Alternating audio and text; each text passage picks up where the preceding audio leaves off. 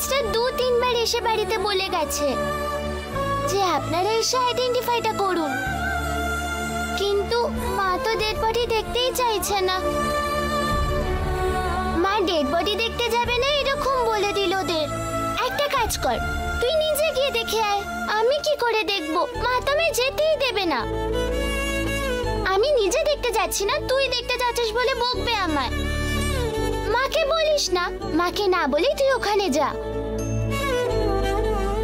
Dead বডিটা দেখার পরে ওটা যে বাবা না তুই জানতে পেরে যাবি, তখন তোর মনটা একটু হালকা হবে। তারপরে বাবাকে খুঁজে বের করাটা তো পুলিশের দায়িত্ব। অথবা 2-1 দিন পরে দেখবি বাবার মন বদলে গেছে আর বাবা নিজেই বাড়ি ফিরে এসেছে।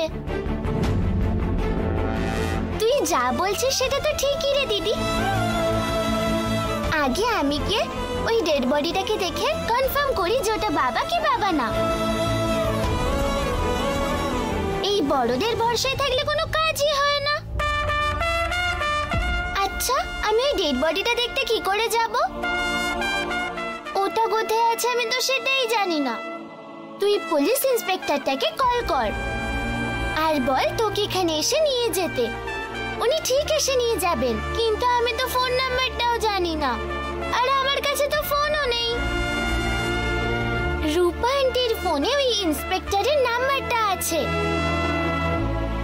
তুই রূপা আন্টির ফোনে কিছুক্ষণ গেম খেলবি বলে ফোনটা নিয়ে নিস, আর তারপর পুলিশকে ফোন কর। হ্যাঁ, এটাই করব। আচ্ছা দিদি, তোকে কিন্তু আমার একটা কাজ করতে হবে বলে দিচ্ছি। কি করতে হবে? আমাদের স্কুলের রঞ্জিতা ম্যাম বলে একজন টিচার আছেন না, উনি হোমওয়ার্ক দিয়েছিলেন আর আমি হোমওয়ার্কটা করিনি। কালকে আমি স্কুলে গেলেই আমায় বকবে।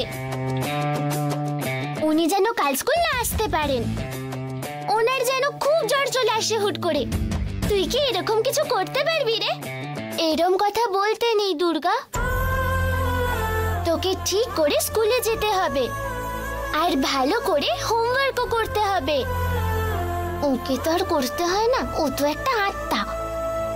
সব আত্মারা বেশিরভাগই বাজে কাজ করে। আর একে দেখো,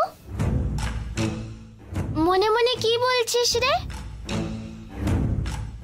পড়াশোনার বিষয় শর্টকাট খুঁজতে নেই, মন দিয়ে পড়াশোনাটা করতে হয়। বুঝতে পেরেছিস? আমি এখন যাই। আরে দাঁড়া, ধরতে নি। ওকে দিয়ে হোমওয়ার্কটা করিয়ে নিলে হতো।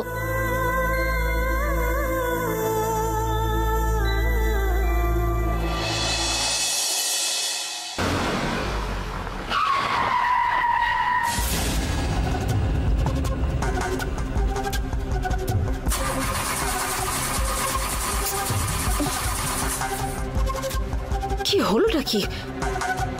গাড়িটা স্টার্ট হচ্ছে না কেন?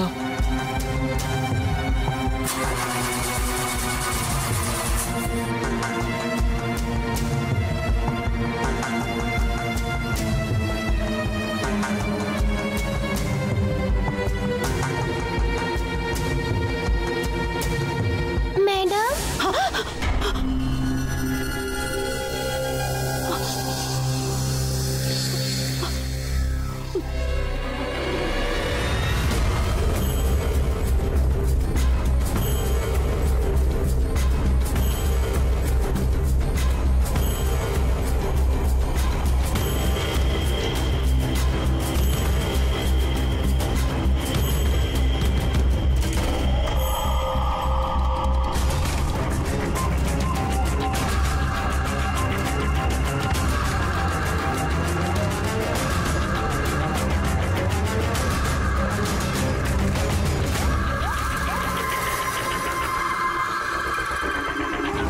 কিছুই হয়নি তো, তাহলে স্টার্ট হচ্ছে না কেন?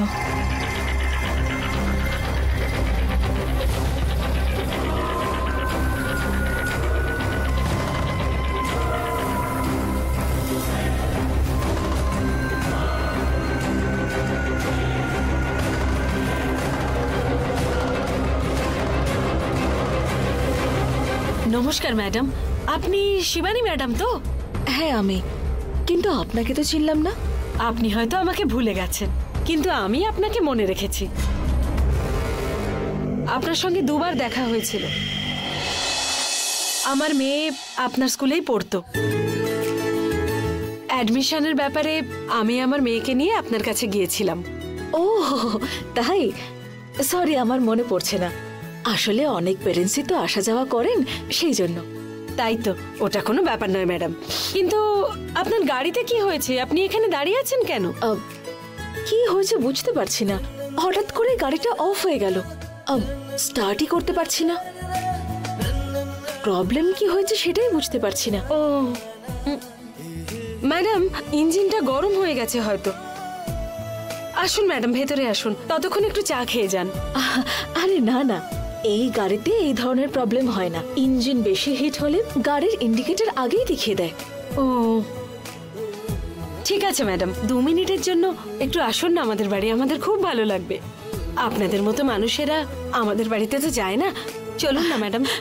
সেরকম কোনো ব্যাপারই না, আপনাদের জন্যই আমরা। আপনাদের বাচ্চারা আমাদের স্কুলে আসে বলেই আমাদের স্কুল ইমপ্রুভ করে। আসুন ম্যাডাম, আসুন আসুন, চলুন।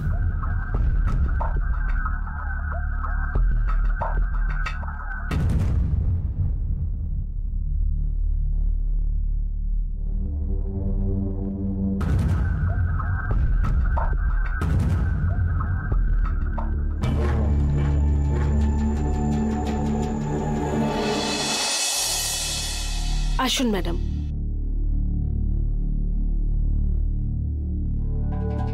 আপনি বসুন না ম্যাডাম। ম্যাডাম,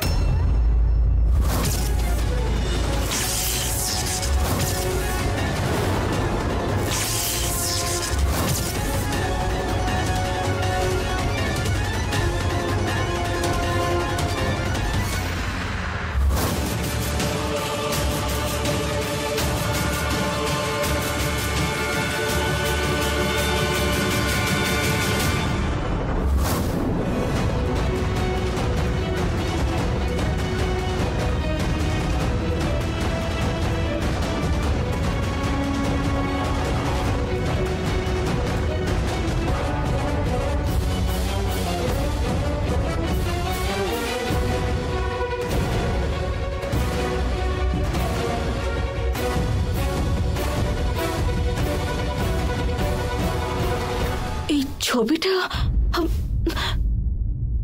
আমার মেয়ে ম্যাডাম।